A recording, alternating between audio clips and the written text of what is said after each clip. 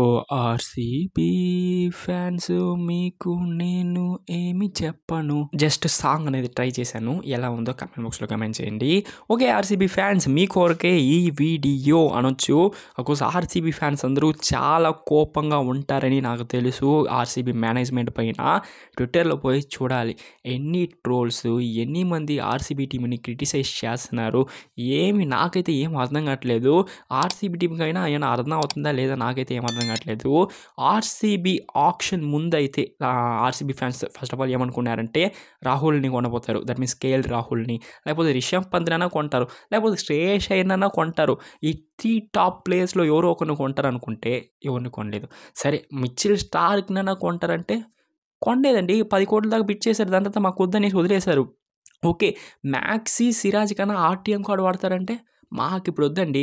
Next year ఆక్షన్లో మ్యాక్సీని 15 కోట్లకు కొనుక్కుంటామని అలానే చెప్తున్నారండి. అఫ్కోర్స్ చహల్నైనా కొంటారంటే చహల్ని కూడా కొనలే.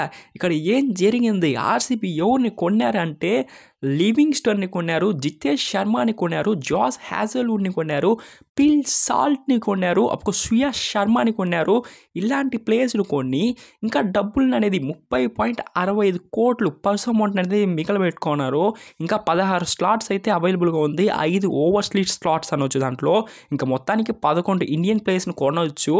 డే 2 ఆప్షన్లో అఫ్కోర్స్ మంచి ప్లేయర్స్ వస్తారు.